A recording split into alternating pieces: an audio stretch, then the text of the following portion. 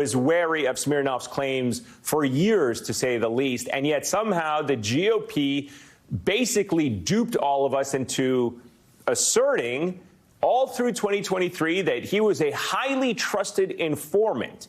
How easy would it have been for House Republicans to learn the truth, trust the FBI, and say this guy is not credible?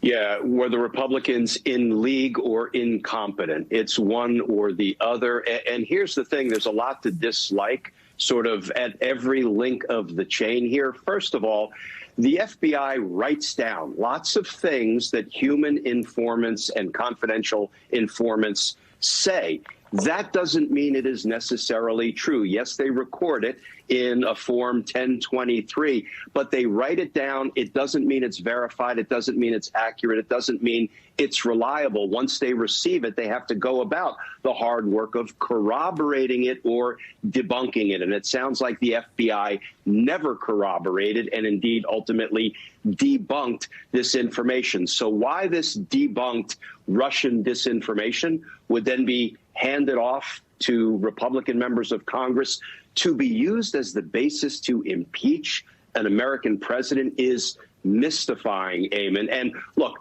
let's use Jim Jordan as an example. You just played a clip of him appearing to double down, even though he now knows it's Russian disinformation. And Smirnov has been indicted for lying to the FBI about the Bidens. You know, Jim Jordan is a serial abuser of his position and his authority. This is the guy who refused to comply with a lawfully issued congressional subpoena because had he complied and testified, he might have incriminated Donald Trump. He would rather commit the crime of contempt of Congress. This is the guy who weaponized Congress to try to interfere in state court prosecutions in both New York and Georgia to try to help Donald Trump stay out of hot water. Is it any surprise that he's willing to take Russian disinformation and weaponize it and use it against an American president? The question becomes, when do the institutions of government hold Jim Jordan accountable? Yeah, absolutely. And not a surprise that Jim Jordan has sunk to a new level.